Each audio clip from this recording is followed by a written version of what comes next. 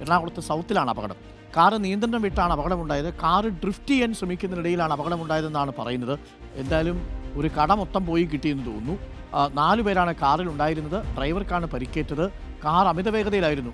ഇതെന്ത് പോക്കാണ് പോയത്? കാറ് പോയി നേരെ അതേപടി ഇരിക്കുന്നു. നോക്കി, ഗ്യാരേജിൽ കൊണ്ട് കാറെടുത്ത് ക്രെയിൻ എടുത്ത് വെച്ചതുപോലെയാണ് വണ്ടിയുടെ ഇരിപ്പ്. നമുക്ക് ആ പ്രതികരണം ഒന്ന് കേട്ടിട്ട് വരാം. നമ്മളിവിടെ സംസാരിച്ചുകൊണ്ടിരിക്കുമ്പോഴാണ് വണ്ടി വന്നത്. വണ്ടി ഒരു ഭയങ്കര സ്പീഡിൽ തന്നെ അവിടുന്ന് വന്നത്. സൗത്ത് റെയിൽവേ സ്റ്റേഷന്റെ ഭാഗത്തു നിന്നാണ് വന്നത്.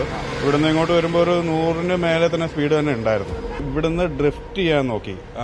മൊത്തവും 4 പേരുണ്ടായിരുന്നു വണ്ടിക്കകത്ത്. ഇവിടുന്ന് ഡ്രിഫ്റ്റ് ചെയ്യാൻ നോക്കിയപ്പോൾ കൺട്രോൾ ഇല്ലാതെ നേരെ ഇടിച്ച് കയറിയായിരുന്നു സൈഡ് വഴി. ആ ഒരു ഇടിയുടെ ഘാതം കൊണ്ട് ഫ്രണ്ടിലിരുന്ന ഡ്രൈവറിന് നെഞ്ചിലെന്തോ പ്രശ്നം പറ്റി. പുറത്തേക്ക് എടുക്കുമ്പോൾ ബ്ലഡ് വന്നുകൊണ്ട് നിൽക്കുകയായിരുന്നു.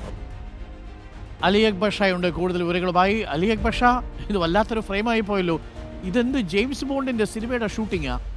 ഇതെങ്ങനെ ഇത്ര വിദഗ്ധമായിട്ട് ഇതിനുള്ളിൽ എത്തിച്ച്? അരുൺകുമാർ, അത് തന്നെയാണ് എല്ലാവരും ചോദിക്കുന്ന ചോദ്യം. നമ്മളിവിടെ ഒരു അപകടം ഉണ്ടായി എന്ന് കേട്ട് വന്നപ്പോൾ, ഈ ദൃശ്യം കണ്ടപ്പോൾ നമ്മളും ആദ്യം ചോദിച്ച ചോദ്യം അതാണ്. കാരണം ഇതൊരു വാഹനം നേരെ വന്ന് ഇടിച്ച് കയറിയിരിക്കുകയല്ല. ഇവിടെ നിന്ന് ആളുകളൊക്കെ ചോദിക്കുന്നതാണ്, ഇതെന്താണ് പാർക്ക് ചെയ്തതാണോ എന്നതാണ് ചോദ്യം. ഇതിന്റെ ദൃക്സാക്ഷി പറഞ്ഞ വിവരണം, അതായത് ഞാനിപ്പോൾ നിൽക്കുന്നതിന്റെ നേരെ ഓപ്പോസിറ്റ് കാണുന്നത് എറണാകുളം സൗത്ത് റെയിൽവേ സ്റ്റേഷനിൽ നിന്നുള്ള വഴിയാണ്. ആ ഭാഗത്തു നിന്നുമാണ് ഈ വാഹനം അമിത വേഗതയിൽ ഇങ്ങോട്ട് വന്നത് എന്നതാണ് അവിടെ ഒരു സ്ഥാപനത്തിൽ പ്രവർത്തിക്കുന്ന ദൃക്സാക്ഷി പറഞ്ഞത്.